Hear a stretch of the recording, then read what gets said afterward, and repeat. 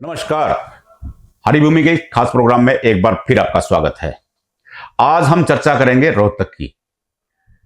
रोहतक की चर्चा भी क्यों ना हो, क्योंकि प्रदेश की सबसे हॉट सीट मानी जाती है। 2019 में मोदी लहर के बावजूद यहां दीपेंद्र हुड्डा महज 7,000 वोटों से हारे थे। उम्मीदवार अरविंद शर्मा भाजपा की ओर से मैदान में उतार दिए गए हैं और यह भी तय है कि दीपेंद्र हुड्डा कांग्रेस की ओर से चुनावी दंगल में उतरेंगे। दीपेंद्र हुड्डा खुद भी ऐलान कर चुके हैं। उनके पिता पूर्व मुख्यमंत्री भूपेंद्र सिंह हुड्डा ने भी ऐलान कर दिया है कि दीपेंद्र कांग्रेस के उम्मीदवार होंगे। लेकिन इस बार हालात बदले बदले हैं। भाजपा ने भूपेंद्र हुड्डा के गढ़ किलोई सांपला में बड़ी सेंध लगाई है। कृष्णमूर्ति हुड्डा अपने समर्थकों के साथ अब भाजपा के पाले में हैं। वहीं दीपेंद्र हुड्डा ने कोसली हलके में बड़ी सेंध लगाई है। कोसली वो हलका था जिसने पिछली बार दीपेंद्र हुड्डा की हार तय कर दी थी। वहां से सतीश यादव और राव इंद्रजीत के खास कहे जाने वाले पालावास इस बार दीपेंद्र के पाले में खड़े हैं। तस्वीर बदलने की दोनों तरफ से कोशिश हो रही है।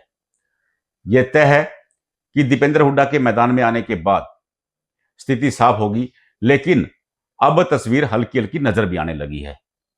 तस्वीर कहां झुक रही है, पाला किसका भारी है, इसी पर चर्चा करने के लिए आज हमारे साथ हैं रोहतक से वरिष्ठ रिपोर्टर मनोज वर्मा, बहादुरगढ़ से वरिष्ठ पत्रकार रविंद्र राठी, कोसली सीट पर गहन नजर रखने वाले नरेंद्र वत्स व झज्जर और बेरी हलके की गूढ़ जानकारी रखने वाले तपस्वी शर्मा। मनोज, सबसे पहले आपसे जानना चाहेंगे कि रोहतक में जी हालात, उम्मीदवार लगभग तय हैं कि दीपेंद्र और अरविंद शर्मा एक बार फिर आमने सामने होंगे, लेकिन इस बार रोहतक में हालात आपको 19 जैसे लगते हैं या कुछ अलग है? अब की बार ना, जैसे 19 में हालात थे, कॉन्फिडेंट में थे भाजपाई। जी नरेंद्र मोदी की लहर थी। इस बार ना वो वाली लहर नहीं है नरेंद्र मोदी की, लेकिन कॉन्फिडेंट है। जी कॉन्फिडेंट तो है, लेकिन वो वाली मोदी वाली लहर नहीं चल पा रही है अभी तक भी। जी कल भी एक कार्यक्रम हुआ था, उसमें भी कोई खास सा वो नहीं हुआ, अरविंद शर्मा ने किया था। तो मैं जी पुरानी ही बातें थोड़ी सी लेके आ रही हैं। जो दीपेंद्र को सीएम के रूप में प्रोजेक्ट कर रहे हैं, उसको भी भुनाने की कोशिश कर रही है भाजपा की। क्या दीपेंद्र सांसद बनते इस्तीफा दे देंगे? ऐसी बातें हैं। माहौल कांग्रेस के लिए भी प्रतिकूल नहीं है, जी क्योंकि अरविंद शर्मा के उतरते ही कड़ा मुकाबला हो चुका है, बीच में शुरू हो चुका है। तो जी एक बड़ी चुनौती होगी अरविंद शर्मा, और अरविंद शर्मा के लिए बहुत बड़ी चुनौती होगी दीपेंद्र। कोई मतलब कि आसान नहीं है इस बार किसी का भी जीतना, नहीं लेकिन माहौल हल्का हल्का ना। जी जी, नहीं, आप किसी का भी जीतना आसान नहीं होगा, या फिर ये कह सकते हैं कि अभी ये कहना आसान नहीं है कि कौन जीत रहा है? सर अभी तो बिल्कुल ही कहना आसान नहीं है, क्योंकि कांग्रेस इतना 6-7 महीने से लगे हुए हैं रोहतक में। जी आशा हुड्डा भी, भूपेंद्र हुड्डा भी सारे रोहतक में ही है, प्रोग्राम भी कर रहे हैं कंटिन्यू। जी भाजपा ने अभी 4-5 दिन से ही प्रोग्राम किया है, जैसे कैंडिडेट शुरू हुआ है तो कैंडिडेट जी घोषित हुआ है। जी जी तो जी इस बार आसान मुकाबला नहीं होता किसी की जीत। जैसे पिछली बार की जीत जैसे 6-7 हजार की रही थी ना, तो इस जी बार कोई भी प्रत्याशी जीतेगा ना तो जीत का अंतर बहुत बड़ा होगा। जी नहीं, मैं आपसे ये जानना चाह रहा था कि जैसे भारतीय जनता पार्टी ने किलोई हलके में बड़ी सेंध लगाई थी, पूर्व मंत्री कृष्णमूर्ति उनके पाले में चले गए हैं, उसका कितना नजर आ रहा है आपको? उससे कितना फर्क पड़ेगा? कृष्ण मूर्ति हुड्डा क्योंकि पूर्व मंत्री रहे हैं, कांग्रेस के अच्छे नेता रहे हैं। कृष्ण जी मूर्ति हुड्डा का, हालांकि कांग्रेस में उनकी अनदेखी कई सालों से है, इसलिए उन्होंने कांग्रेस भी छोड़ दिया। जी कृष्ण मूर्ति हुड्डा का, बेशक कांग्रेस से वो आ चुके हैं, लेकिन उनका एक अपना वोटर है अब भी। अगर जी वो जनसभा कहीं भी करते हैं तो 10-12 हजार आदमी वहां पे आ जाते हैं अब भी। वो जी भाजपा में है तब भी। जब उन्होंने जब वो भाजपा में शामिल हुए, तब भी 6-7 हजार आदमी ना उनके साथ थे। उनका एक अलग ही वोटर कैडर है उनका, जो उनका खुद का ही है। वो जी ना तो कांग्रेस को वोट देंगे ना भाजपा को देंगे, वो कृष्ण मूर्ति हुड्डा को ही जहां करेंगे वहां करेंगे। तो फर्क तो पड़ेगा इस बार गढ़ी सांपला किलोई में, क्योंकि हुड्डा और कृष्ण मूर्ति हुड्डा के कारण बहुत ज्यादा फर्क पड़ेगा। फिर मैं आपसे जानना चाहूंगा, पिछली बार बहादुरगढ़ में एक दीपेंद्र और उनका कांटे का मुकाबला हुआ था। लेकिन इस बार जो वो मेट्रो आई है, दीपेंद्र लगातार ये कहते रहे कि मेट्रो मैंने पास करवाई थी, मुझे बुलाया नहीं गया। बाद में फिर वो अलग से मेट्रो में सवार हुए, तो भाजपा ने बड़े तामझाम के साथ उसका उद्घाटन करवाया। तो उसका कुछ फर्क है बहादुरगढ़ में अभी? पंडित जी प्रणाम। पहले तो अभी जैसे आपने कृष्ण मूर्ति हुड्डा का जिक्र किया, पंडित जी जी आपको ध्यान होगा कृष्ण मूर्ति हुड्डा ने दीपेंद्र हुड्डा के खिलाफ चुनाव भी लड़ा है। जी जी जी रोहतक लोकसभा से ही चुनाव लड़ा है और उनको 20,000 कुछ वोट मिली थी। जी कृष्ण मूर्ति हुड्डा अपना प्रभाव खुद ही छोड़ गए। शाम को किसी नेता के बारे में उठपटांग कहना और सुबह उन्हीं के साथ चाय पीते हुए मिलना, मतलब ऐसा जो क्रेडेंशियल थे सुभाष बत्रा और इन्होंने मतलब अपने आप ही उन क्रेडेंशियल को घटाया है, इसमें कोई दो राय नहीं है। जी जहां तक बहादुरगढ़ का सवाल है, बीते दोनों चुनावों में दीपेंद्र हुड्डा को बहादुरगढ़ से बढ़त नहीं मिली है और जी उन्हें हार का मुंह देखना पड़ा बहादुरगढ़ विधानसभा से, कोसली से भी, रोहतक शहर से भी। जी तो इसका एक बड़ा कारण है, एक तो शहरी प्रभाव, शहरी मतदाता भाजपा की तरफ झुका हुआ है, इसमें कोई दो राय नहीं है। जी दूसरा, दीपेंद्र के आसपास जो लोग हैं जी उनकी नकारात्मकता का प्रतिकूल असर दीपेंद्र के वोटों पर भी पड़ता है। जी एक छोटा सा उदाहरण दूंगा पंडित जी। बहादुरगढ़ से राजेंद्र जून कांग्रेस के उम्मीदवार होते हैं विधानसभा चुनाव में, जी विधायक जाट है। हैं, कांग्रेस के सिंबल पे चुनाव लड़ते हैं। जी उन्होंने भाजपा के ब्राह्मण उम्मीदवार को हराया जी और 15,000 से ज्यादा वोटों से हराया।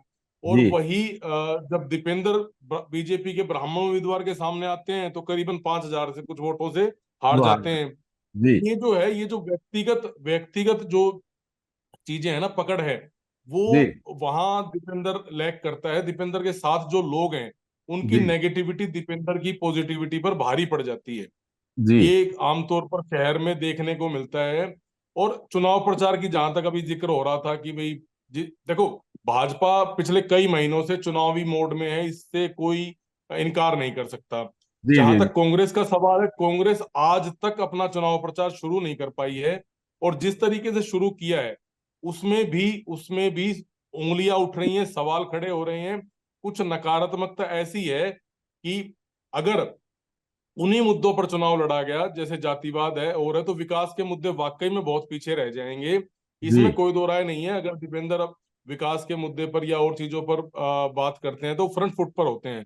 जी लेकिन उनकी जो प्रचार टीम है ना, उनका जो एक जो ओरा बनाया जा रहा है उसमें कई चीजें ऐसी हैं जो उनके लिए नुकसानदेह सिद्ध हो सकती हैं।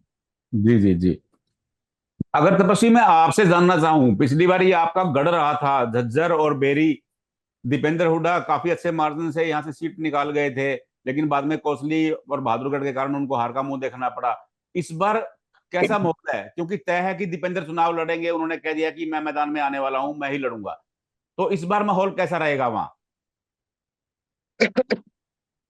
सर नमस्कार। जी जी जी दीपेंद्र हुड्डा ने जितनी बार भी चुनाव लड़े ना सर, वो जी उसके फादर सीएम थे उस टाइम, जी जब सरकार में आता ये लगा लो, तभी वो चुनाव जीत पाए हैं। जी जब उनकी सरकार नहीं थी 2019 में चुनाव लड़ा तो उसके परिणाम बिल्कुल विपरीत आए। जी जिस तरह के अभी चुनाव का रंग अभी चढ़ा नहीं है, फिर भी जिस तरीके का प्रचार हो रहा है उससे नहीं जी लगता कि दीपेंद्र की डगर इतनी आसान होगी। जी जी जी तो वत्स जी, कोसली के बारे में अगर आपसे जानना चाहें, क्योंकि कोसली में एक बड़ी सेंध लगाई है दीपेंद्र हुड्डा ने, कांग्रेस ने, और चाहे वो पालावास हो चाहे वो यादव हो, वो उनके पाले में चले गए हैं। तो कौन कौन नेता ने पाला बदला और उनका कितना प्रभाव है वहां? ये जगदीश यादव हैं, उनका कोसली में अच्छा प्रभाव है।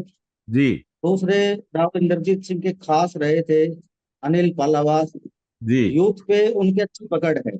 जी ये दोनों जा चुके हैं दीपेंद्र के खेमे में।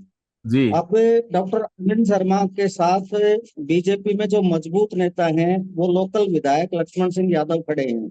जी यहाँ सबसे महत्वपूर्ण बात ये है कि कोसली में सबसे ज्यादा असर राव इंद्रजीत सिंह का है। जी कोसली से पहले जाटसाना था, वो इनका गढ़ रहा है। राव इंद्रजीत सिंह के राजनीतिक जीवन की शुरुआत जाटसाना से हुई थी। जी जी जी बाद में जब वो सेंटर की राजनीति में गए तो कोसली हल्का बन चुका था 2009 में। उन्होंने जी अपने छोटे भाई को वहां एडजस्ट किया, विधायक बनाया। जी राव इंद्रजीत सिंह के साथ अरविंद शर्मा की पटरी कुछ खास नहीं बैठ पाई है अभी तक। उन्होंने जी एक दो बार जो है मंच तो साझा किए हैं, जी लेकिन दोनों के दिल नहीं मिले हैं। जी अरविंद शर्मा को अगर दोस्ती में बड़ी कामयाबी हासिल करनी है तो जी उन्हें एक बार फिर जो है राव इंद्रजीत सिंह को अपने विश्वास में लेना होगा। जी लक्ष्मण सिंह यादव अकेले पिछला प्रदर्शन दोहराने में अरविंद यादव के लिए मददगार साबित तो होंगे, लेकिन जी उतने नहीं होंगे। जी जी जी। तो जो इनका क्या प्रभाव है पालावास का, और जो सतीश यादव आप बता रहे हैं, क्योंकि दीपेंद्र कासा प्रचार कर रहे हैं कि अगर वो उसमें सेंध लगा दिया है भाजपा में। जगदीश जगदीश यादव सन 1996 से इलेक्शन लड़ते आ रहे हैं। वो जी एक बार जीते हैं, उसके बाद वो जीते नहीं, लेकिन उनका जो वोट है वो 30% से ऊपर रहा है हर बार। वो जी चाहे इनेलो से लड़े हों, इंडिपेंडेंट लड़े हों, तो 30 से अबाउट ही उनका वोट बैंक रहा है। तो ये माना जा सकता है कि वो 30% मतदाता वही वोट करेंगे जहां जगदीश यादव कहेंगे। जी और जगदीश यादव दीपेंद्र के साथ अभी जा चुके हैं, लेकिन अभी एडजस्ट नहीं हो पाए हैं कांग्रेस में, जी क्योंकि दीपेंद्र ये जगदीश यादव और यादविंदर सिंह जो राविंदरजीत सिंह के भाई हैं, जी जी उनके बीच 36 का आंकड़ा है। जी हुड्डा की तरफ से दीपेंद्र जो है अभी यादविंदर को ज्यादा महत्व दे रहे हैं। जी जी जी आने वाले समय में जगदीश यादव जो है टिकट की मांग रखेंगे कांग्रेस से, लेकिन अभी तक यादविंदर के मजबूत रहने से उन्हें खतरा महसूस हो रहा है कि आने वाले समय में तेरे साथ धोखा हो सकता है। जी तो जी अभी इस चीज की कोई गारंटी नहीं है कि जगदीश यादव का खुला साथ मिलेगा दीपेंद्र हुड्डा को। जी। मनोज, मैं अगर आपसे जानना चाहूं रोहतक शहर के बारे में, रोहतक शहर वो स्थान रहा है जहां से भूपेंद्र हुड्डा चौधरी देवीलाल को पटकनी देते थे। रोहतक शहर हमेशा भूपेंद्र हुड्डा के साथ खड़ा रहा और इसी कारण वो देवीलाल को लगातार 3 बार हरा पाए। लेकिन पिछले चुनाव में हमने देखा कि दीपेंद्र को यहाँ बड़ी हार का सामना करना पड़ा। इस बार भी हालात वैसे हैं या कुछ बदलाव नजर आ रहा है आपको? इस बार हालात बदले हुए हैं रोहतक शहर के। इसका दो कारण है इसके। एक तो पिछली बार ना, जैसे तो अगर पूरी लोकसभा क्षेत्र की बात की जाए तो भाजपा के दो विधायक थे। इस बार तो विधायक एक ही है कोसली का। पहले यहाँ मनीष ग्रोवर थे, जी तो जीत के अब तो मनीष ग्रोवर विधायक भी नहीं है। जी और अभी तक ना मनीष ग्रोवर अरविंद शर्मा की ना कोई ऐसी चुनावी मीटिंग या बैठक भी नहीं हुई है जी जैसी होनी चाहिए। अच्छा, दीपेंद्र लगातार बाजारों में सक्रिय हैं। जी पंजाबी वोटर्स की बात की जाए तो गांधी कैंप में और जो किला रोड है, वहां लगातार दीपेंद्र और दीपेंद्र की टीम ने अभियान चलाए हुए है। इस बार थोड़ा सा माहौल बदला हुआ है। ये हल्का सा पिछली बार की तरह नहीं है कि एक तरफ ही हो जाएगा। तो थोड़ा सा बदला हुआ है माहौल इस बार। नहीं, बीच में से लगातार मनीष ग्रोवर की और अरविंद शर्मा की तनातनी की खबरें भी सुनने को मिलती रही हैं। तो इसका भी कोई फर्क पड़ने की संभावना दिखती है आपको? इसका फर्क तो पड़ना ही है जी। कांग्रेस ने पूरी सीरीज चला दी है अरविंद शर्मा के बयान की, जी जो इन्होंने ग्रोवर के खिलाफ दे रखे थे। ग्रोवर के बयान की सीरीज चला दी है जी कांग्रेस ने। अच्छा, भाजपा अब फिर जाट आरक्षण आंदोलन को लेकर बयानबाजी भाजपा की तरफ से आई है, जी तो उसका भी एक असर पड़ना है जी। जी जी जो जी अरविंद शर्मा और ग्रोवर के बीच जो पहले जो विवाद हो चुका है, जी हालांकि ये भाजपा ना बाहर नहीं इसको डिस्क्लोज करते हैं, शो नहीं होने देते हैं, लेकिन जी अंदर ही अंदर कहीं ना कहीं अब भी है कुछ। और इसका फर्क पड़ेगा वोटर्स में भी और आपस की राजनीति में, जी जी जी। पार्टी की रविंद्र राजनीति में। रविंद्र, मैं अगर आपसे पूछना चाहूं कि अभी दो पार्टियों का, क्योंकि कांग्रेस का तय है, दीपेंद्र बोल चुके हैं, भूपेंद्र हुड्डा ने भी ऐलान कर दिया कि दीपेंद्र चुनाव लड़ने वाले हैं, अरविंद शर्मा ऑलरेडी मैदान में आ चुके हैं, भाजपा ने उनको टिकट दे दिया है। लेकिन दो पार्टियां अभी इनेलो और जजपा का इंतजार किया जा रहा है। तो बीच में से चर्चा ये आई थी कि पूर्व प्रदेश अध्यक्ष नभे सिंह राठी की पत्नी चुनाव लड़ सकती हैं, और या फिर जजपा की तरफ से कौन चेहरा हो सकता है रोहतक में? पंडित जी देखो, जेजेपी की तरफ से पिछली बार प्रदीप देसवाल थे मैदान में। जी प्रदीप देसवाल छात्र नेता रहे हैं और मूल रूप से बहादुरगढ़ के गांव जसोर खेड़ी के थे। जी और इस बार जजपा का उम्मीदवार संजय कबलाना हो सकते हैं, जैसे कि चर्चा हो रही है। संजय कबलाना रहते तो झज्जर में हैं और गांव उनका कबलाना भी झज्जर विधानसभा में आता है, लेकिन उन्होंने बीती विधानसभा चुनाव में बादली से भाग्य आजमाया था जी और अच्छी खासी वोट भी उन्होंने हासिल की थी। जी तो वो मुझे लगता है कि प्रदीप देसवाल से 21 सिद्ध होंगे, ऐसा प्रतीत होता है। और इनेलो से पिछली बार जो है करीब 7-7.5 हजार वोट लिए थे धर्मवीर फौजी ने। जी इस बार जो भी उम्मीदवार आता है वो भी उनसे ज्यादा वोट लेगा, इसमें भी मुझे कोई दो राय नजर नहीं आती है। जी पंडित जी एक चीज और है, जिस तरीके से जो भी तमाम साथियों ने कहा, मुझे ये लगता है कि ना पिछला इलेक्शन आसान था, क्लियर था, ना ये इलेक्शन आसान है और क्लियर है। जितना जी फंसा हुआ पिछला इलेक्शन था, पिछले इलेक्शन में 2016 के जाट आंदोलन का सीधा सीधा असर नजर आया था जी 2019 में। और इस बार भी हम इससे कतई गुरेज नहीं कर रहे हैं ये कहने से कि इस बार का चुनाव भी पूरी तरीके से फंसा हुआ है। बाजी किसी भी करवट पलट सकती है। ना आज के दिन दीपेंद्र हुड्डा को एज है, ना आज के दिन अरविंद शर्मा को एडवांटेज है। इसका एक सीधा सीधा जी कारण है, कुछ लोग ये बोलते हैं कि पिछली बार दीपेंद्र हुड्डा को हराकर मतदाता अफसोस मान रहे हैं, जी और कुछ ये मतलब अभी जैसे मनोज ने कहा कि मोदी लहर नहीं है, मोदी लहर नहीं है। मैं मानता हूं मोदी के नाम की वो जो हाइप 2019 के चुनाव में थी वो इस बार उस पर असर हुआ है, लेकिन ऐसा नहीं है कि कांग्रेस के नाम की जो 3 राज्यों में हार हुई है, एक जी कांग्रेस का एक टेम्पो जो बना हुआ था 3 राज्यों की हार ने, और लगातार कांग्रेस छोड़ रहे नेताओं ने उस पर बड़ा डेंट किया है, इसमें भी जी कोई दो राय नहीं। जी फिर एक बात और आती है पंडित जी, उम्मीदवारों की भी और पार्टियों की भी। आप जी काल काल दृष्टि अलग अलग दृष्टिकोण रहे हैं अलग अलग चुनावों में। एक समय पे अरविंद शर्मा ने जब 96 में निर्दलीय यहाँ से चुनाव जीते सोनीपत से, फिर जी वहां से शिवसेना के उम्मीदवार के तौर पे वो 98 में हारे, 99 में वो उन्होंने रोहतक का रुख किया, अगर आपको निर्दलीय याद हो, और उन्होंने जी इंडिपेंडेंट चुनाव लड़ा और 20-22-24-25 हजार कुछ वोट लिए। जी लेकिन उसके बाद जब अरविंद शर्मा 2019 में आते हैं जी और बीजेपी के टिकट पर आते हैं, तो वो हरियाणा के सबसे हैवीवेट उम्मीदवार को हराने में सफल होते हैं। जी तो जो जो परिस्थितियां हैं, परिस्थितियां बन रही हैं, चुनाव 2 महीने लंबा है, चुनाव 2 महीने बाद होना है। जी और इस जी 2 महीने में अब अभी जैसे मनोज जो कह रहे हैं, जो चीजें इंटरनेट मीडिया पर चल रही हैं, जी या जिस तरीके की बात तपस्वी कर रहे हैं, जो चीजें इंटरनेट मीडिया पर चल रही है ना पंडित जी, वो एक्चुअल में चुनाव नहीं है। जी आज के दिन मतदाता बहुत जागरूक है। पहले मतदाता क्या था कि बैठकों में और जगह बैठ के पढ़े लिखे लोगों से पुराने बुजुर्ग पूछते थे, भाई किस तरह की हवा है, क्या रहेगा। अब कोई हवा नहीं पूछता, अब जी कोई आदमी किसी से डिस्कशन नहीं करता, कोई आदमी ओपनली अपने मन की बात नहीं कहता। जी उनको ये पता है कि आप, क्योंकि बहुत कंजर्वेटिव सोसाइटी हो गई है हमारी। जी पहले ये जो एरिया जिसको अपन रोहतक बोलते हैं, पुराना रोहतक, झज्जर, सोहतक, सोनीपत, बहादुरगढ़, ये बड़ा वोकल एरिया होता था, लोग जी खुलकर बोलते थे।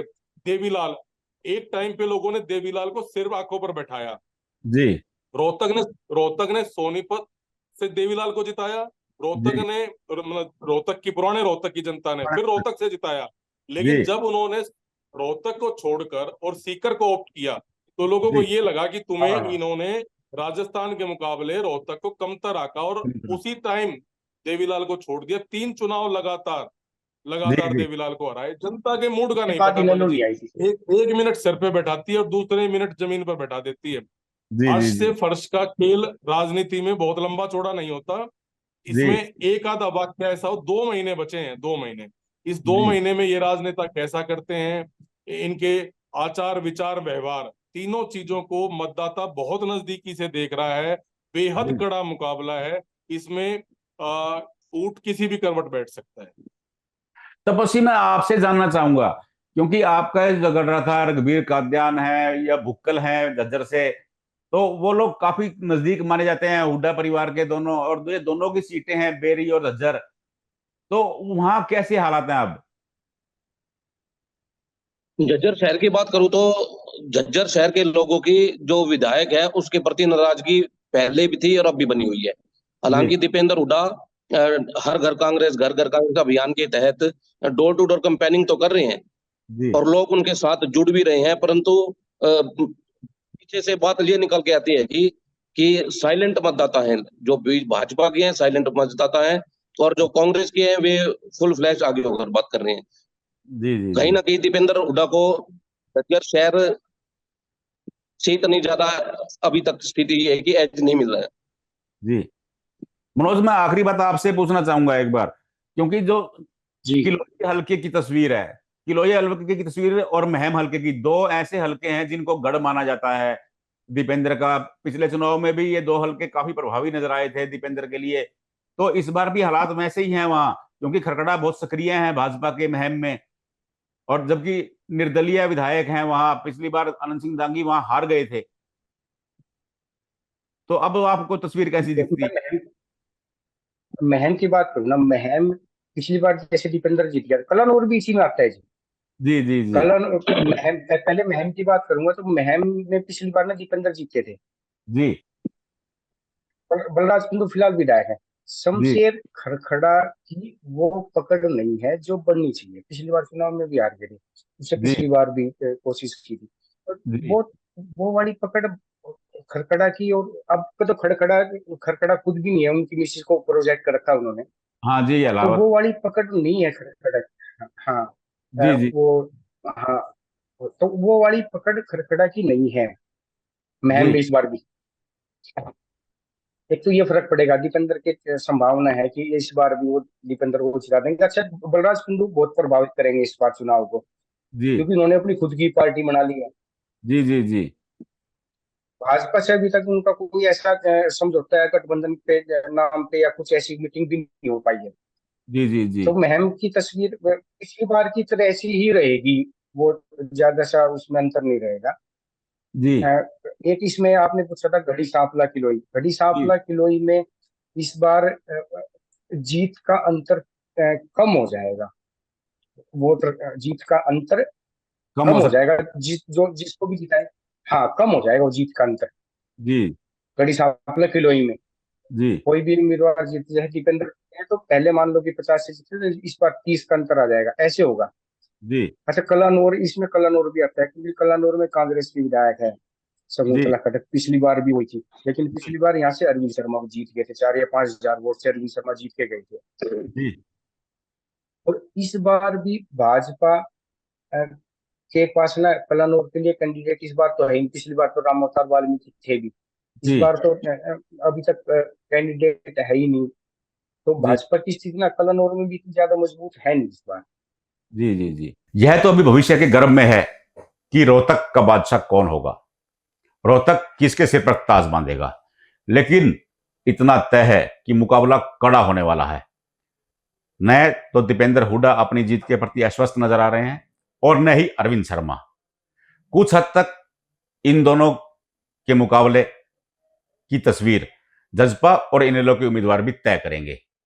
वे किस तरह के आते हैं और मैदान में कितना प्रभाव छोड़ते हैं, यह आने वाला समय ही बताएगा। नमस्कार।